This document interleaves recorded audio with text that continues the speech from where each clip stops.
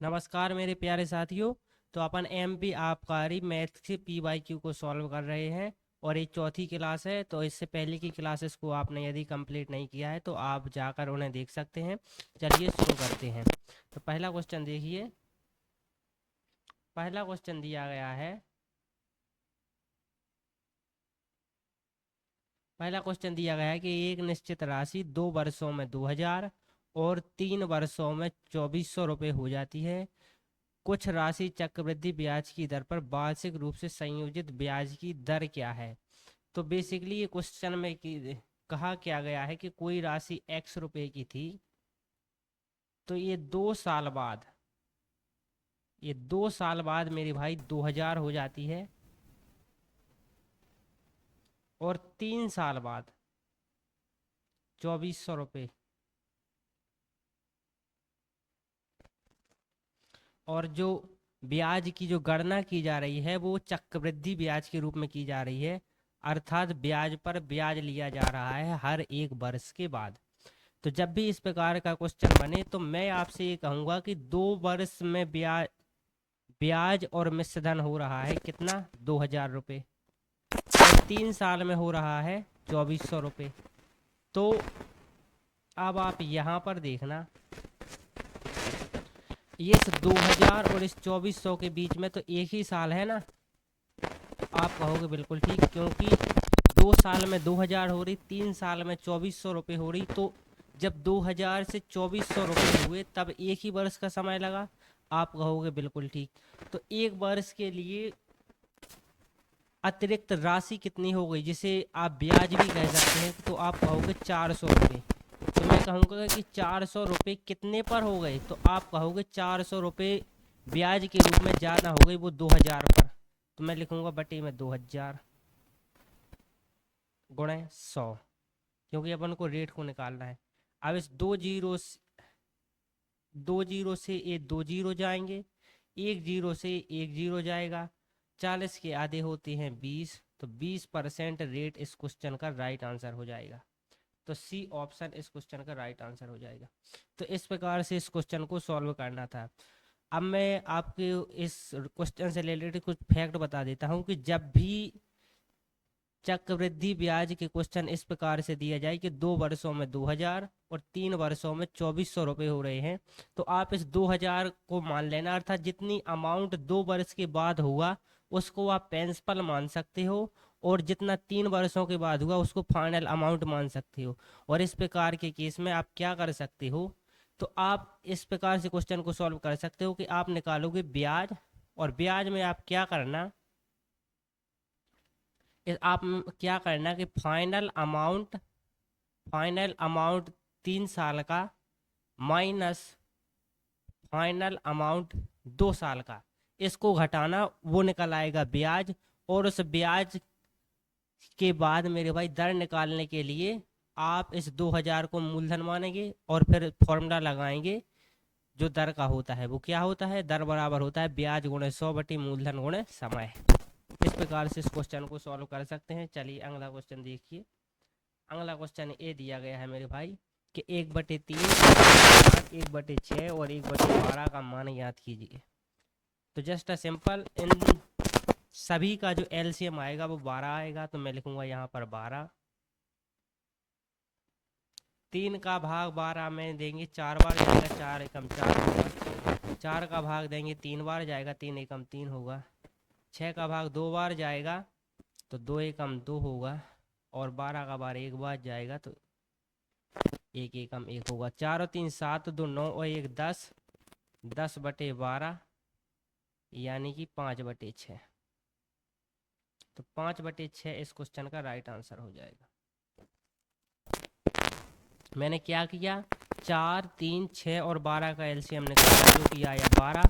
3 का भाग 12 में ये 4 बार गया, 4 का गुणा 1 के साथ किया 4 आया। सेम इसी प्रकार प्रोसेस को करता गया, एंड में 10/12 आया, जिसको 2 से काटेंगे यहाँ पर तो अपन 5/6 आ जाएगा। चलिए अगला क्वेश्चन देखिए। अगला क्वेश्चन दिया गया है ये वाला कि 30 संख्या x के 150% के 1/5 का 4/5 भाग का परिणाम है। तो पहले आप का सिंबल को समझिए। का अर्थ होता है मेरे भाई गुणा, और 1/5 का अर्थ है 1/5, और जो आगे दिया गया है ना ये 1/5, तो इसका मतलब है 1/5, और 4/5 का मतलब है मेरे भाई 4/5। तो अपन इस क्वेश्चन को इसी प्रकार देंगे। तो दिया गया है जो 30 है ना, संख्या 30, जिस प्रकार क्वेश्चन ने कहा है, वो बराबर है किसके, एक्स के 150%। तो 150% की फ्रिक्शन होती है मेरे भाई 3/2। तो 150% की फ्रिक्शन होती है 3/2। तो यहाँ पर गुणा करेंगे 3/2 गुणे। उसके बाद कह रहा है कि यहाँ पर गुणा का सिंबल लाएगा 1/5। तो 1/5 लिखेंगे, 1/5 का मतलब मैंने बता दिया 1/5 होता है। उसके बाद का 4/5, तो 4/5। यहाँ से इसको सॉल्व करेंगे, 3 एकम 3 होगा मेरे भाई, 30 धम 30 हो जाएगा यहाँ पे। अब आप देखिए मेरे भाई, 2 एकम 2 होगा, 2 दूनी 4 हो जाएगा, और फिर 2 एकम 2 होगा, 2 पंचे 10 हो जाएगा, 5 25 होगा, और जब 25 का गुणा 5 के साथ करेंगे तो 125 होगा। तो यहाँ से जो x की वैल्यू आई मेरे भाई, वो आई कितनी, तो आप कहोगे 125। अब क्वेश्चन कह क्या रहा है अपन से कि उसी संख्या कौन का, x का अपन को निकालना है 80%। तो अब 80% की फ्रिक्शन क्या होती है, तो 80% की फ्रिक्शन होती है, वो होती है 4/5। तो 125 का 4/5 निकालेंगे अपन। तो 5 एकम 5, 5 दूनी 10, 2 बचेगा, 5 25, और 25 चौका 100। तो 100 इस क्वेश्चन का राइट आंसर हो जाएगा, ऑप्शन नंबर ए। तो इस प्रकार से इस क्वेश्चन को कर सकते थे। चलिए अगला क्वेश्चन देखिए। अगला क्वेश्चन ए है मेरे भाई, और क्वेश्चन क्या रहा है, जरा इसको ध्यान से देखना। कह रहा है कि एक स्टेडियम की बैठने की क्षमता 45% बढ़ा दी जाती है, और टिकट की कीमत भी 20% बढ़ा दी जाती है। अब उसकी कुल राजस्व में क्या वृद्धि हुई। तो मेरे भाई राजस्व, जो पैसा प्राप्त हुआ होगा, अर्थात जो राजस्व प्राप्त हुआ होगा, वो कैसे प्राप्त हुआ होगा। जो राजस्व प्राप्त हुआ होगा वो प्राप्त हुआ होगा मेरे भाई, वो प्राप्त हुआ होगा टिकट इनटू एक टिकट की कॉस्ट, एक टिकट की कॉस्ट।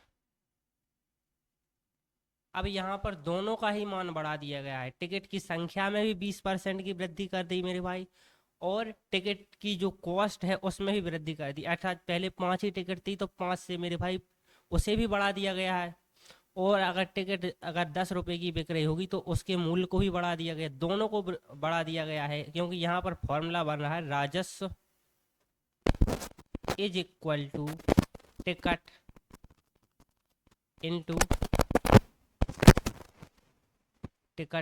कॉस्ट, टिकट का कॉस्ट। तो पहले तो एक चीज समझ लीजिए कि जब भी इस प्रकार का फॉर्मूला बन रहा हो कि किसी एक चीज का मान दो वेरिएबल के गुणनफल पर डिपेंड कर रहा हो, कौन से दो वेरिएबल, टिकट और टिकट की कॉस्ट, दो पर डिपेंड कर रहा है, और दोनों का मान जो है मेरे भाई वो एक ही दिशा में भाग रहा हो। एक ही दिशा में किस प्रकार से, कि टिकट का प्राइस भी बढ़ रहा है और टिकट की संख्या भी बढ़ रही है, अर्थात दोनों एक ही दिशा में जा रहे हैं। एक कम नहीं रही कि टिकट का प्राइस कम हो रहा हो या फिर टिकट की संख्या बढ़ रही हो, इस प्रकार नहीं। तो जब भी इस प्रकार की स्थिति हो तो उसके बाद अपन से क्या पूछा है, तो उसके राजस्व में संख्या में क्या वृद्धि हुई। तो वृद्धि पूछी गई है, वो भी परसेंटेज में। तो उसका मान कितना, 45 और 20, 45 और 20 कितना हो रहा है, 65। तो 65% से अबव होगा, 65% से अबव होगा। तो 65% से ज्यादा कौन सी ऑप्शन में है, तो आप कहोगे 74 है और ये 70 है। तो अगर एग्जाम के लिए मैंने बता दिया कि अगर आपको दो ऑप्शन एलिमिनेट करने हो तो वो यहाँ से हो जाएंगे, कि आंसर जो है वो 65% से ज्यादा होगा। अब इसको एग्जैक्ट कैसे निकालेंगे आप, तो जब भी इस प्रकार की स्थिति बन रही हो कि दोनों का जो मेरे भाई प्राइस है वो एक ही दिशा में जा रहा हो, तब एक फॉर्मूला लगा सकते हैं। कौन सा? A into B, A plus B plus A into B by 100। यहाँ से इसका मान आ जाएगा। तो ए बराबर मान रखेंगे मेरे भाई 45, बी बराबर मान रखेंगे मेरे भाई 20 प्लस 45 गुणे 20/100।